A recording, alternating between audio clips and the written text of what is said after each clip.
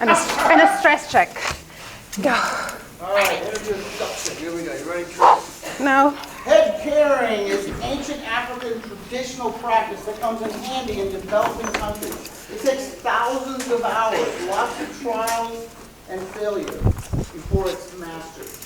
But once you train your body to balance any object, you realize that nothing is impossible.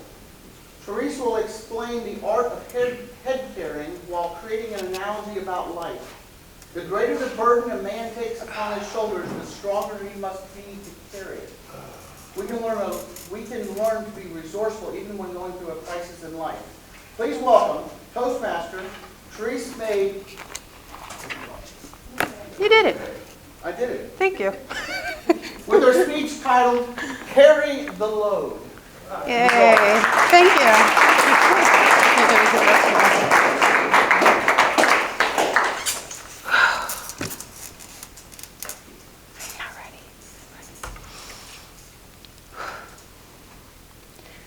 Have you ever seen the women in many African countries carrying water on their head in a bucket? Yeah. Looks like the most difficult thing to do in the world, right? And they make it seem so easy. Well, I'm sure you wonder why they do it. Simplest answer is because they have become resourceful using their bodies, adjusting to the terrain, and focusing on the objectives and survival. And this is an analogy we can all use in our lives. Messieurs et Madame, Toastmaster and guests, I am one of those women. Head carry. This is an empty bucket because I could not put water in it today. I'm sure it will spill all over. And this is just a regular cloth. Now, to use, it's very important to create something so you can have kind of like a cushion or what I call a pillow. We call this a ting. And what we do is we use it to wrap it around in our head to create something pretty soft, or a circle, or you can call it a pillow. But in Wolof, it's called a ting, and we put it in the middle of the head so that we can put anything we want to carry on top of it. This will help it elevate the pain, trust me. Today I'm not going to use it because of my hair.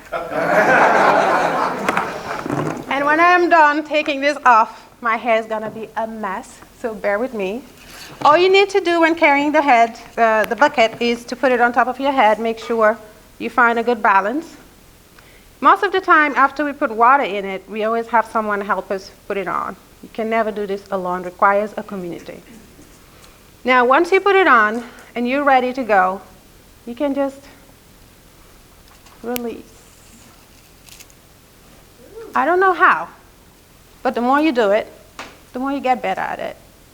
And sometimes you spill water all over you, like I used to do growing up. My favorite part was spilling water walking in 100-degree weather, so I could just feel the satisfying water all over me.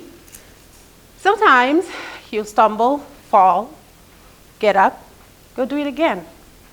Repeat until you master the art of carrying the load on top of your head. Just like life. When something is thrown at you, we all struggle first, but then when you decide you want to find the resources and fight for it, the more you do it, the more you practice, you get better at anything and be successful in general. I could do this for hours. I could sit, I could bend, I could squat, I could get up, I could walk. I can't jump. But with the head carrying, the most important part is to make sure the water is safe. It's not only something we do for fun.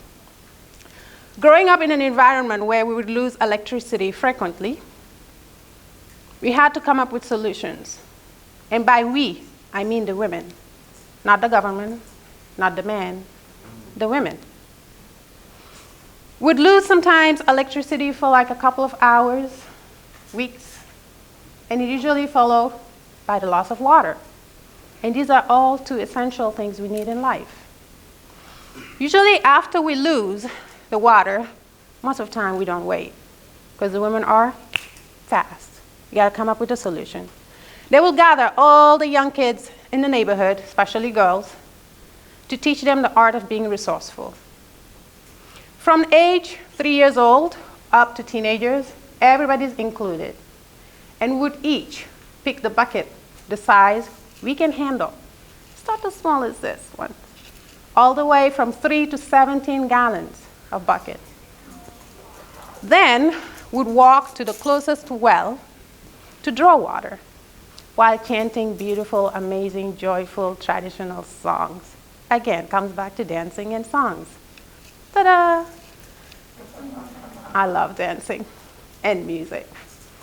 When we're done filling up our buckets of water, we walk around, usually 30 minutes, sometimes less, go back home, fill up the biggest barrels for storage, and go back and repeat the process over and over again until we have enough to survive for weeks. Now, this analogy that I created is just like we carry this bucket of water to balance and have something very essential in life, which is what? Water, to survive.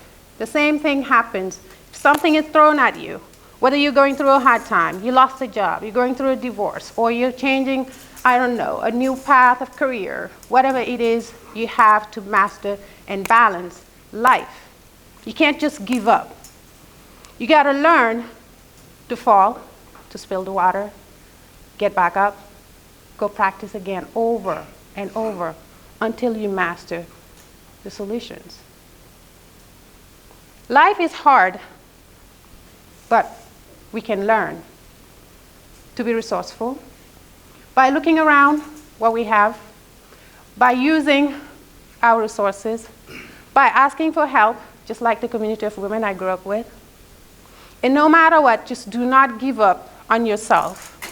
Do not give up on the fact that you have resources right underneath you. Always ask for help, but also the most important part, practice. Practice, practice, and practice. Everybody think about failures and being really hard on themselves. I like to think that life is just like this bucket of water on top of my head. It took me hours and days to master.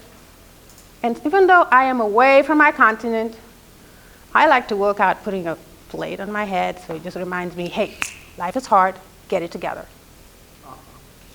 Carry the load. It's your responsibility. If you don't, no one's gonna come and rescue you. You're gonna go days without water, and we all know we can't live without food or cooking or showering. And these are all the basic duties in life.